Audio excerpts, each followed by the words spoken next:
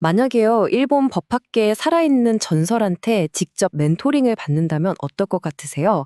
오늘은 바로 그 경험을 간접적으로나마 해볼 겁니다. 에가시라 켄지로 교수님의 지혜를 모아서 학자의 길을 걷는 분들을 위한, 뭐랄까, 비밀 과외 노트 같은 걸 한번 펼쳐보려고 해요. 근데 시작부터 정말 의외예요. 아니, 일본 법학계를 대표하는 이 거장이요. 처음부터 나는 학자가 될 거야. 이런 사람이 아니었다는 거죠. 사실은 공무원이 되고 싶었대요. 참 아이러니하죠. 바로 이런 예상치 못한 출발점 때문에 이분의 조언이 우리한테 더 와닿는 것 같아요. 정말 인생은 한순간에 바뀌나 봐요. 그냥 평범하게 상법을 공부하던 학생이었는데 어느 날 지도 교수님이 툭 던진 한마디. 자네 학자 한번 해보지 않겠나? 바로 이 말 한마디가요. 그의 인생을 180도 바꿔놓은 겁니다. 자, 그럼 이제 본론으로 들어가서 학자의 길에 막 들어선 분들이 가장 힘들어하는 거, 바로 첫 번째 논문이죠. 새하얀 화면 앞에서 뭘 써야 할지 막막했던 경험 아마 다들 한 번쯤 있으실 거예요. 그쵸? 과연 에가시라 교수님은 이 첫 관문을 어떻게 통과했을까요? 그 전략이 정말 궁금해지네요. 교수님의 방법은요, 아주 간단하고 현실적인 3단계로 딱 정리됩니다. 근데 여기서 진짜 재밌는 게 뭐냐면 바로 세 번째 단계예요. 우리가 보통 글 쓸 때 생각하는 순서랑은 완전히 반대거든요. 이게 바로 에가시라 교수님만의 신의 한 수라고 할 수 있는 부분이죠. 네, 바로 이거예요.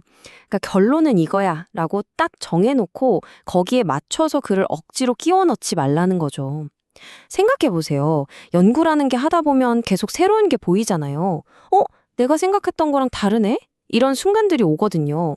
그 흐름을 그냥 자연스럽게 따라가는 게 나중에 글 전체를 뒤엎는 대참사를 막고 시간을 아끼는 지름길이라는 겁니다.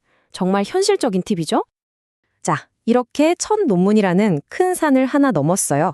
그럼 이제 뭘 해야 할까요? 더 긴 호흡으로 봐야겠죠?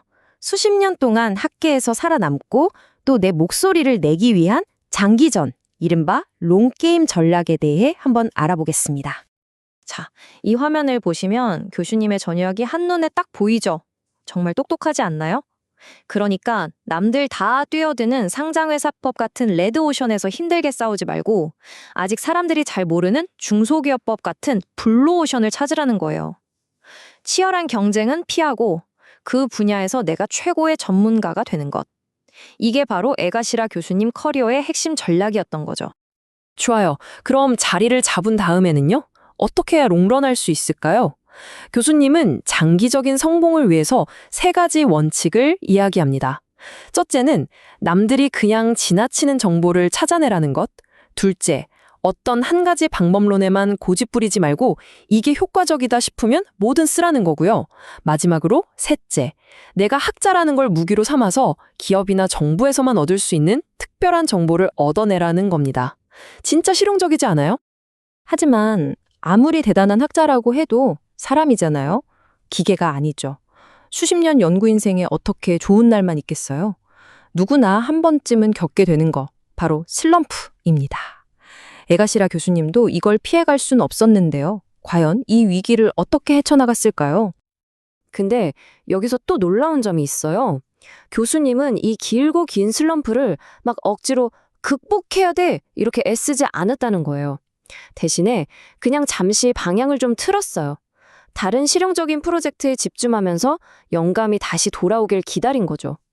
때로는 무작정 직진하는 것보다 잠시 멈추거나 다른 길로 돌아가는 게 진짜 빠른 길일 수도 있다는 걸 몸소 보여준 셈입니다. 결국 핵심은 균형이었던 거예요. 물론 연구에 모든 걸 쏟아붓는 거 중요하죠. 하지만 그게 전부는 아니라는 겁니다. 연구실 밖의 삶, 그러니까 운동도 하고 친구도 만나고 취미생활도 하면서 숨 쉴 틈을 만드는 게 지치지 않고 오래 달리는 비결이라는 거죠. 근데 이렇게 워라밸을 챙기는 게 유일한 정답일까요? 여기 완전히 정반대의 이야기를 하는 천재 수학자가 있습니다. 아침에 일어나서 자, 수학하자 이러는 사람은 절대 성공 못한다. 잠에서 깰 때부터 이미 수학의 세계에 푹 빠져 있어야 한다. 와, 정말 강렬하죠. 여러분은 이 두 가지 방식 중에 어떤 쪽이 더 끈이세요?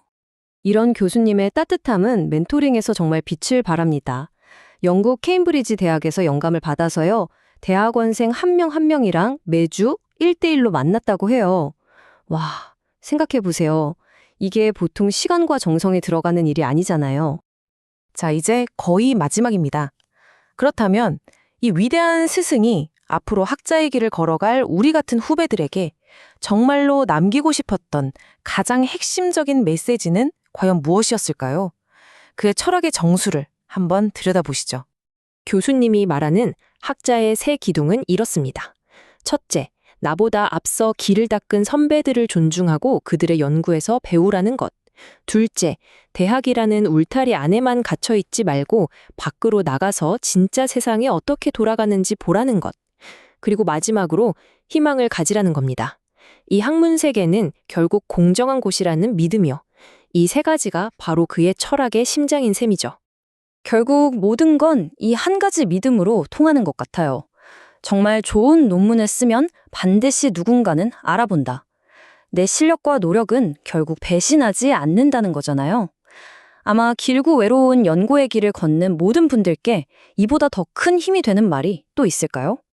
그리고 그가 얼마나 위대한 스승이었는지는 이 한마디로 모든 게 설명됩니다. 이번에는 교수님의 말이 아니라 그에게 직접 배웠던 한 제자가 남긴 글인데요. 이것이야말로 지식보다 더 위대한 한 학자가 남길 수 있는 진짜 유산이 아닐까요? 오늘 이야기를 마무리하면서 여러분께 마지막 질문 하나를 던지고 싶습니다. 한 사람의 멘토가 다음 세대에게 물려줄 수 있는 가장 중요한 것, 그건 과연 무엇일까요?